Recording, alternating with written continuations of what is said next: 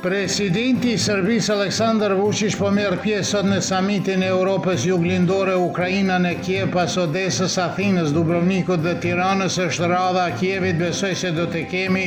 një samit të mirë dhe do t'i ofrojmë njëri tjetrit mbështetjen në rrugën europiane dhe do të rrisim bashkëpunimin dypalësh, shkroi Vučić në Instagram. Ai theksoi se presin diskutime të vështira rreth deklaratës së përbashkët të pjesëmarrësve. Pas Parisit udhtova pasdite gjithë natën përmes Moldavisë dhe pjesës qendrore të Ukrainës për të arritur në Kiev. Pak i lodhur, por do të luftoj dhe do të mbroj Serbinë, tha Vučić. Çështja e reintegrimit të gjyqtarëve dhe prokurorëve serb në Kosovë konsiderohet brenda procesit më të gjerë të normalizimit të marrëdhënieve midis Kosovës dhe Serbisë, deklaroi zëdhënësi i Bashkimit Evropian në përgjigjen e tij për Radio Europën e Lirë. Bashkimi Evropian ka bërë vazhdimisht thirrje Serbisë që të inkurajojë dhe Kosovës që të mundsojë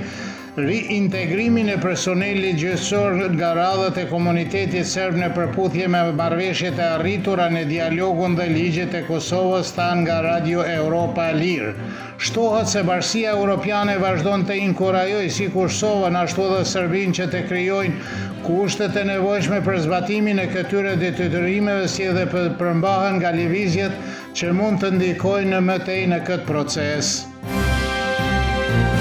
Kryeprokurori i ri i Kosovës Zejnullah Gashi mori zyrtarisht detyrën sot, duke njoftuar se do të jetë prokurori i të gjithëve dhe se do të punojë së bashku me kolegët e tij për të forcuar sundimin e ligjit, raportoi shtypi i Kosovës. Gashi mori detyrën nga ish prokurori në detyrë Agron Çalaj dhe kur u pyet nga mediat nëse është në këtë pozicion fal lëvizjes vetëvendosje, Gashi nuk u përgjigj. Presidentja në detyrë e Kosovës Albolena Haxhiu dje emëroi Gashin si kryeprokuror, duke thënë se vendimi është shqyrtuar me kujdes.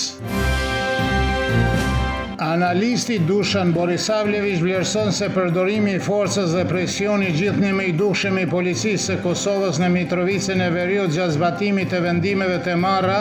nga kjo komunion të panevojshme, se nuk bëhet fjalë për vepra kriminale dhe diçka që kërcënon jetën dhe sigurinë e njerëzve. Milica Radovanović nga organizata Iniciativa e Re Sociale thotë se bazuar në gjithçka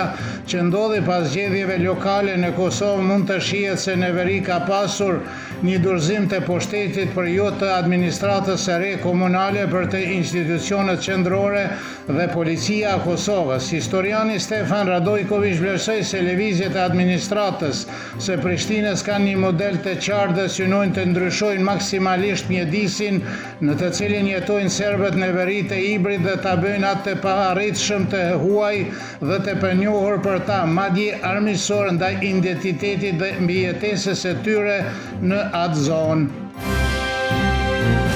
Organizatat jo qeveritare nga veriu i Kosovës, Qendra për veprimin social afirmativ, Iniciativa e Re Sociale, Instituti për zhvillimin ekonomik, territorial dhe aktiv,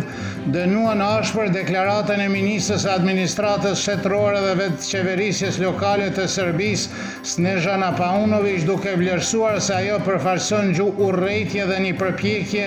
për të normalizuar idenë e spastrimit etnik. Sipas vlerësimeve të tyre, pasojat më të mëdha të një retorike të tillë i mban komuniteti serb në Kosovë, sepse siç pretendojnë ata,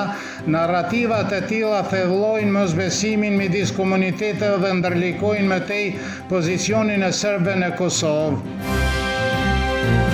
10 vjetori i shkollës verore të kaligrafisë dhe historisë Engjëj të Shejt, i cili e mblodhi fëmijët nga Kosova dhe rajoni, mbahet përsëri këtë vit në manastirin e Engjëjve të Shejt pranë Prizrenit dhe do të zgjasë deri te premten, kur pjesëmarrësit do të prezantojnë punimet e tyre kaligrafike në ngjarjen përfundimtare. Danica Veselinović, një piktore akademike dhe kaligrafe nga Loznica,